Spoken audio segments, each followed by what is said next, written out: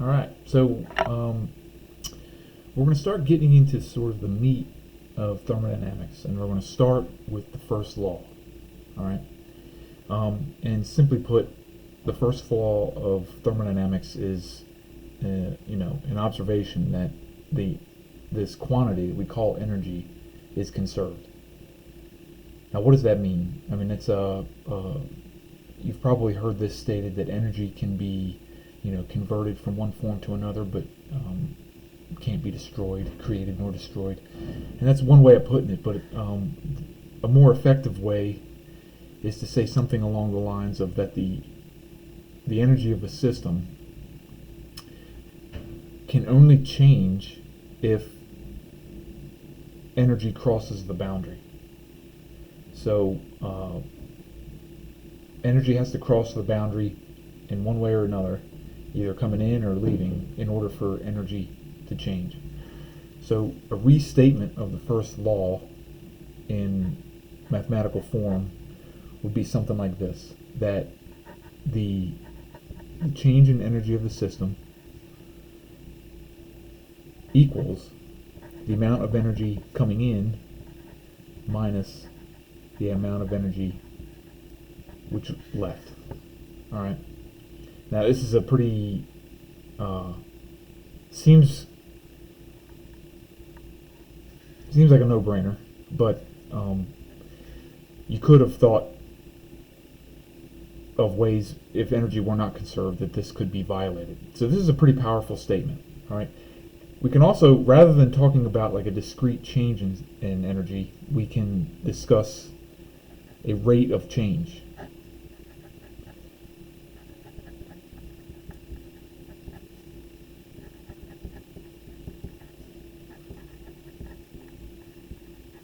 So this is basically a restatement of the same equation. It's just now we're talking an amount of energy per unit time. Okay, so the energy could change in the system. So it's a change of energy per unit time. That's all I'm saying here. And then the dot notation signifies a rate. So the rate of energy entering or the rate of energy leaving is equal to the difference there is equal to the rate at which energy within the system is changing. All right, so it's essentially the same project, or same equation, just written in two different forms. Because we're talking about discrete pieces of energy here, discrete blocks of energy, the units of this equation are joules, and because we're talking energy per unit time, the units of this equation are going to be watts. All right, so now this is how we state the first law of thermodynamics. Now we just have to account for the types of energy within the system and how energy can cross the boundary. So energy can cross the boundary in three ways.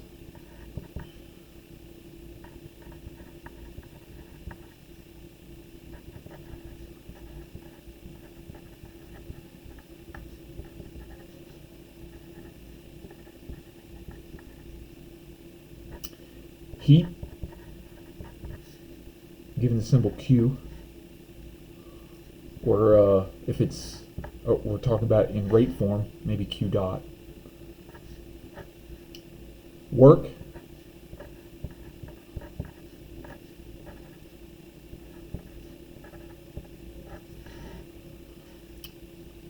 or carried across the boundary via mass.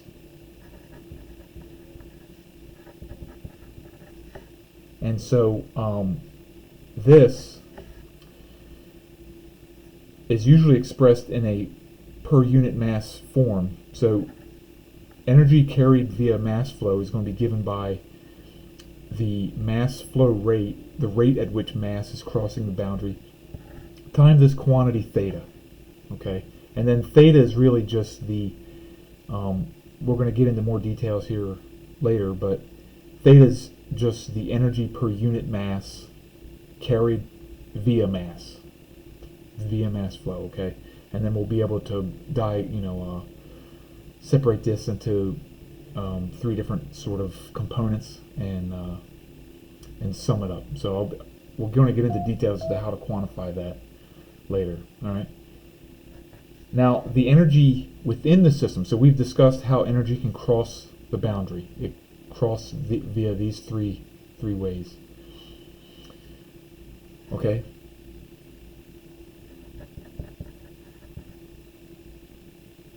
Now we need to discuss how to sort of calculate the energy of a system.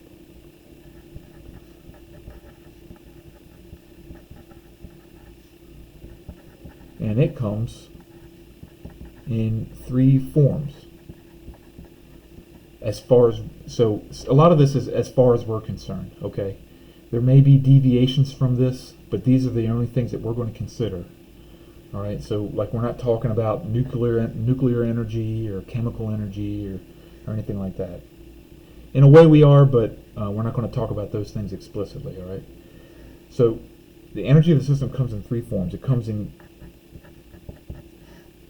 kinetic energy,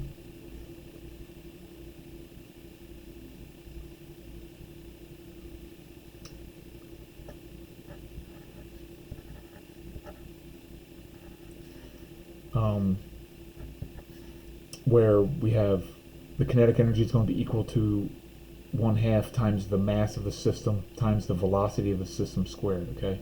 So we're talking about essentially we're talking about the entire system, all right? Then you have potential energy. Now there's several different forms of potential energy. As far as we're concerned, we're only going to be interested in the gravitational potential energy. So that is equal to g, the gravitational, or the acceleration due to gravity, times, again, so it'd be the mass times the acceleration due to gravity times the height above some reference plane, okay? So z would be the height above whatever plane we use to diagnose or to specify that z equals 0. All right, so it's a relative term. So the magnitude or the actual quantity depends on the value or the 0 that you place on v. It's actually true for everything, but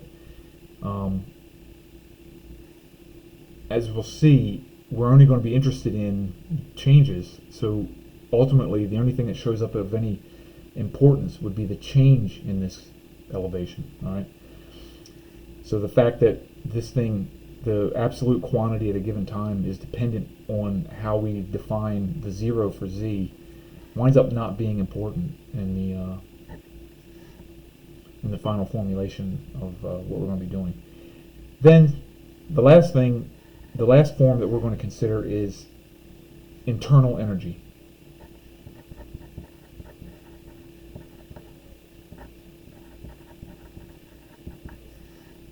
And we're only going to be concerned with internal energy, which is essentially due to the energy due to the thermal content of the system.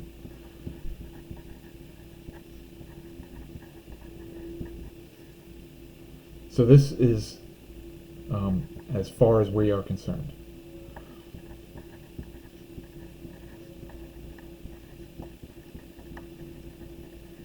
Now, internal energy is actually like a catch-all for everything that isn't kinetic and potential energy. So chemical energy would fall under a form of internal energy.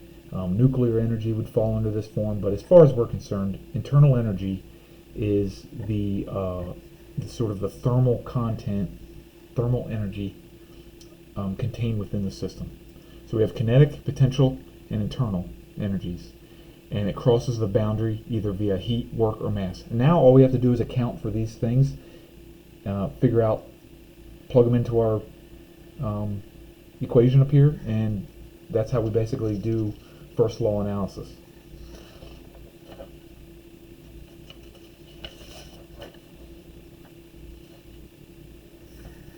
So just to write this out more explicitly,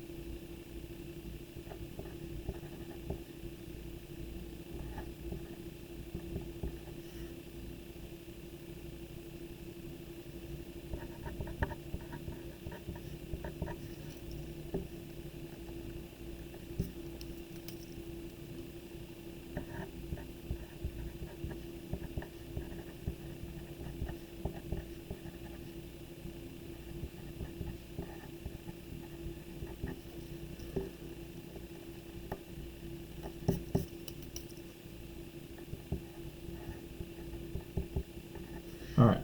So the first law of thermodynamics is written by this. So the change in the energy of the system is equal to the difference in energy in and energy out. All right. So let's write this all out explicitly. All right. So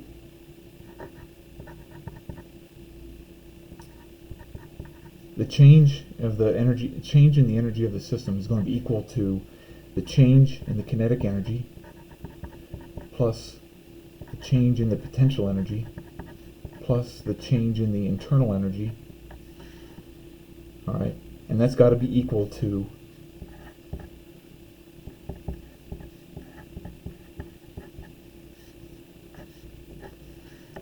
the difference between the heat in and heat out plus the difference between the work in and work out plus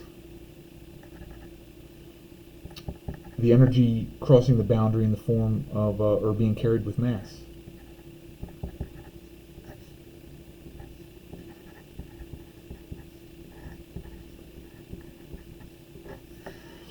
So here I kind of did a little bit of a switcheroo on the notation. Written in rate form, we'd have to have the mass flow rate times that quantity theta. Here I'm talking about discrete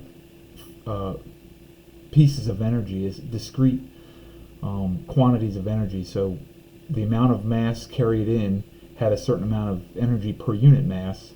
Multiply those two quantities, and that's how much energy came in carried via mass. So this is the first law of thermodynamics. All right, written out explicitly. Okay. And so the sort of the game we're going to be playing here is figure out how much kinetic energy, how much of the kinetic energy of the system changed, how much the potential energy changed. Some of these may be zero, some of them may cancel out. Depends on how we write the problem. Most of these terms are going to wind up canceling out. Okay.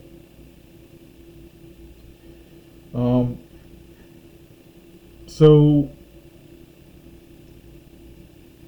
heat is thermal energy that crosses the boundary.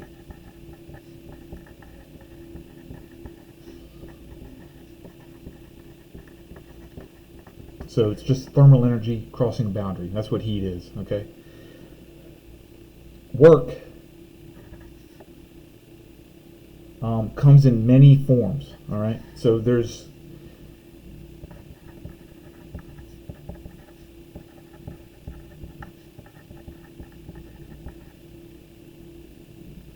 we have sort of linear mechanical work, kind of work that you may have been already familiar with from physics, which is going to be equal to the force times some distance. It's a vector quantity, or force is a vector quantity. The dot product between the force and the displacement vector gives you a scalar, or gives you a number, and that number is going to be the work. Okay, so if I have a force, it acts. So if I have a force and I'm applying that force, the distance it travels gives you the amount of work done. Okay. Then we have shaft work, which is basically sort of a modification on that. Shaft work would be the work done, say, from a rotating shaft. Like if you have a motor or something like that, and it transmits energy in the form of shaft work, via essentially the same thing, but we have a torque. If you remember the right-hand rule, the torque dotted with the angular displacement. Okay, this is often given in terms of, usually when you're dealing with shaft work, you're talking about a continuous system or a continuous application of work, you know what I mean? So we're really dealing with power. So shaft power would would be equal to the torque times the angular velocity, which is just the rate at which the angular displacement is increasing. Okay, so it's basically the same thing. Then we have this special kind of work called boundary work.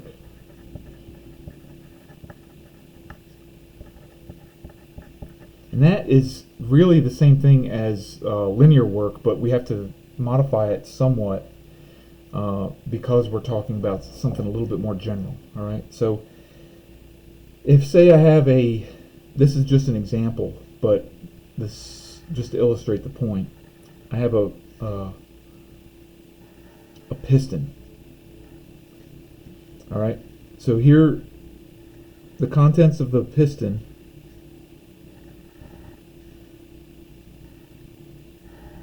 I apply a force here.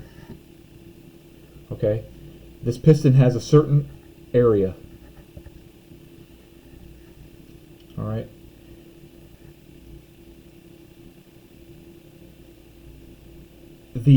So the force would be, or the straight linear work in this case would be the force times the displacement. So if the piston was originally here,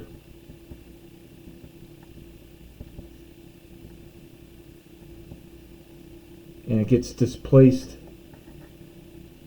by that much,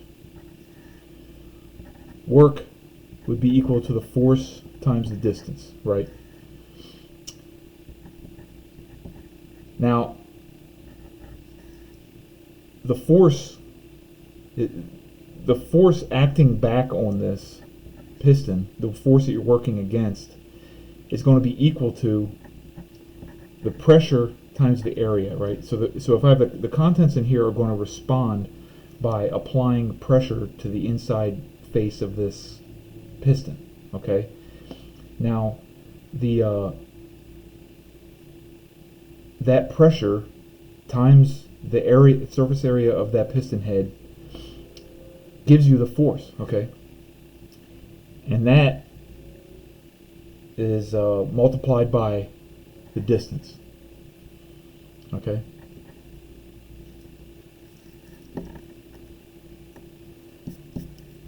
I'm just going to be dealing with scalar quantities here just to keep the math simple, all right?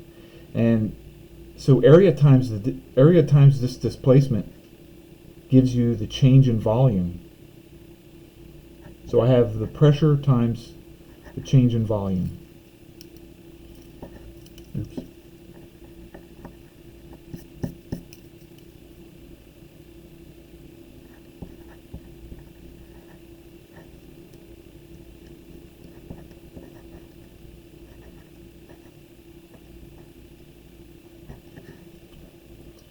Now, this is true as long as pressure remains constant.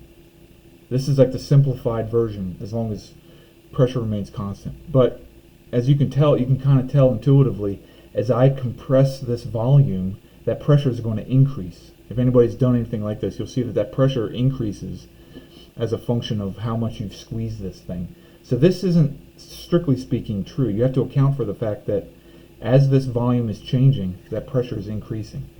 So the boundary work is actually given by an integral of the pressure as a function of volume times the volume.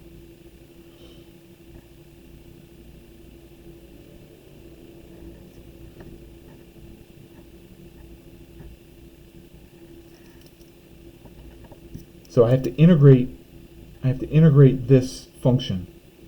I have to integrate this pressure by the change in volume from the initial to the final volume to get the actual boundary work done. All right, so this is the general formula for boundary work.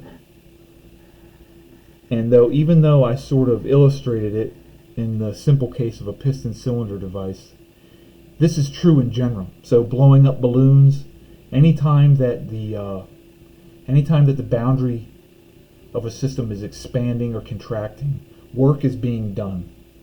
Okay, and the the direction of the work is in the direction of the movement of the boundary. Okay, so if I have, in this particular case, I'm compressing the system, so work is entering the system.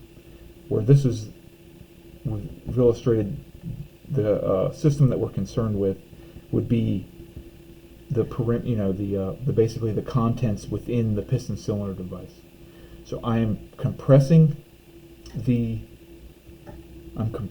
cylinder, or I'm compressing this piston, I'm compressing the system. Therefore, work is entering the system. So boundary work is in the direction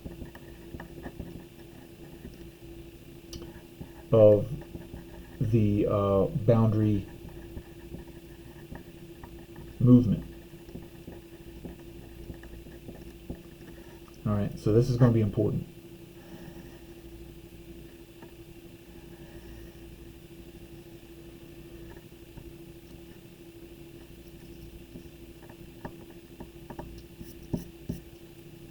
Now, in the special case, this is when the pressure is constant. In the special case where pressure is constant,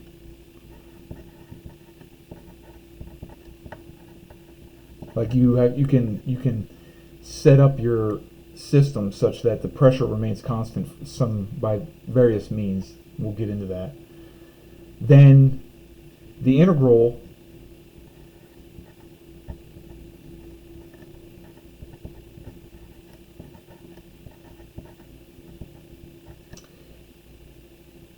can be simplified by just bringing the P out, bringing the pressure outside of the integral.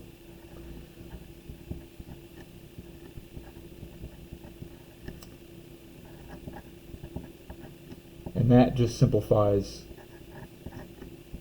to this.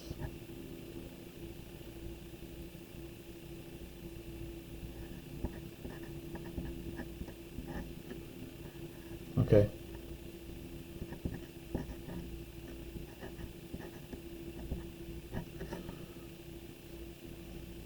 So this is when P is constant, when you have constant pressure.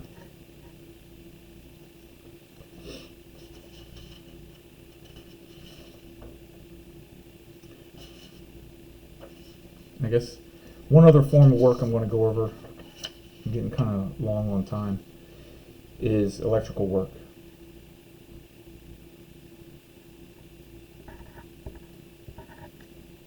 And that's just going to be equal to the change in voltage times the current.